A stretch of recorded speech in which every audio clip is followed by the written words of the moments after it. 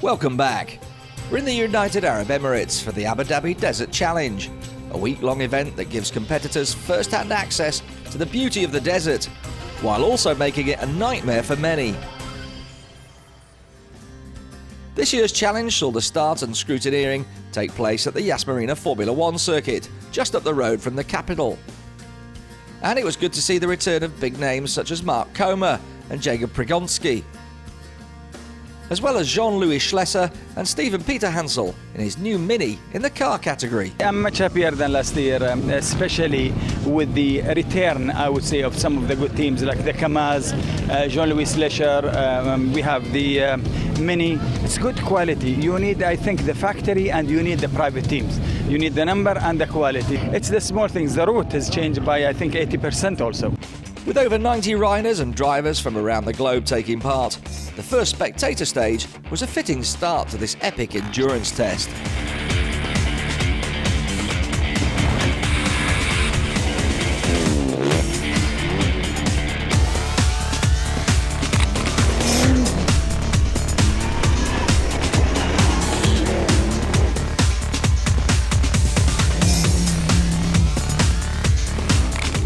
The first special stage kicked off from Al Ghabia and traced the route southwards to the desert resort of Qasr Al Sarab for the overnight bivouac. And it immediately proved troublesome for some, including the Russian Ilya Kuznetsov in his Land Cruiser,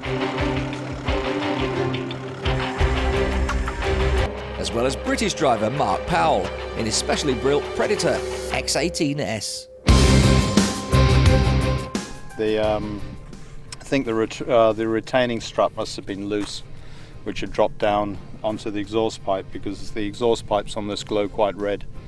So it must have started the fire. Even local desert specialists like Mansour Al-Heli in his Nissan Patrol were finding the going tough. Although for some, like Nizar Al-Shanfari, even on day one, it was proving to be just too much for their vehicle. What's happened, guys? Engine. What about the engine? I think we broke the valve. But the nature of the Desert Challenge is that even when you're out of the race yourself, you still help others stay on track. And even size is no guarantee of survival in the dunes, as Edward Nikoliev in the Kamaz truck discovered. But at the front of the field, Mark Comer on the nimble 450 KTM was showing just how to ride in the desert. And he was being closely pursued by Helder Rodriguez and Jacob Prigonski.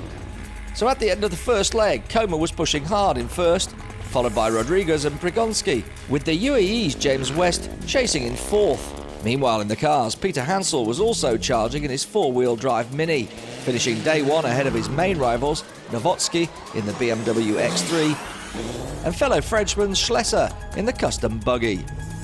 Special Stage 2 saw Comer hold on to his lead, with UAE-based rider James West putting in a great performance to move up to second overall. But it was on the following day that the biggest surprise in the bikes occurred, with another UAE-based rider, Sam Sunderland, finishing Stage 3 quickest overall on his debut attempt at the Desert Challenge. This is no mean feat considering many other more experienced competitors had already fallen by the wayside.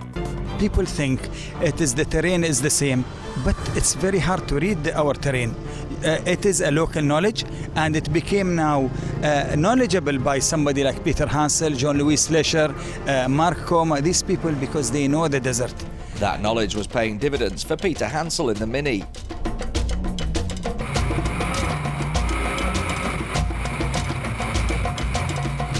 However, Leonid Novotsky wasn't letting the Frenchman have it all his own way, taking the overall lead on day 3.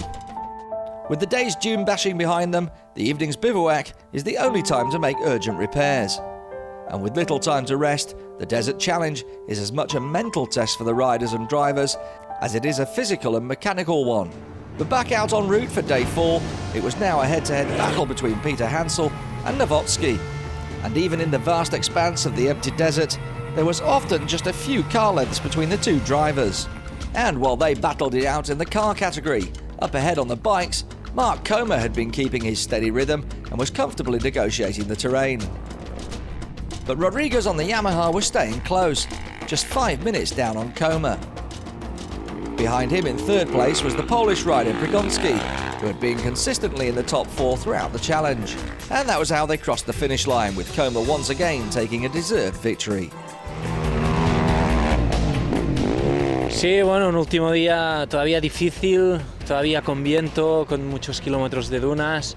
Bueno, un buen día, ¿no? Ha sido, la verdad es que complicado, pero bueno, contento por esta quinta victoria mía aquí en el Abu Dhabi Desert Challenge y bueno, y ahora disfrutar del momento. Elsewhere, a last day spurt from Peter Hansel secured him the top step on the podium in his first major outing in the Mini. So another amazing Abu Dhabi Desert Challenge concludes with a new manufacturer taking the title. And a great showing from the Emirati Yahya Al-Heli, who finished 5th overall in his Isuzu. Once again, the Abu Dhabi Desert Challenge has proved that it ranks as one of the toughest off-road events in the world.